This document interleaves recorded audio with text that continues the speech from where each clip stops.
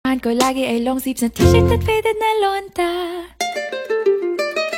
Pero noong makilala kita, nagbagong bigla ang aking timpla. Natutuwa ko na magpariban at mag-ahit ng kilay at least once a month. Hindi ko alam kung anong meron ka na sa akin ay nagpalambot ng bigla. Sinong mag-aakalang lalaki pala ang bibiyag sa tulad kong tigring gala.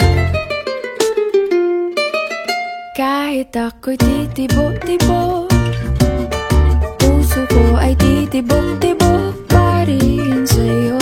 Isang halik mo lamang at ako ay tinatablan, at ang aking pagkababae ay nabubuhayan na para bang bulaklak na namumukadkad.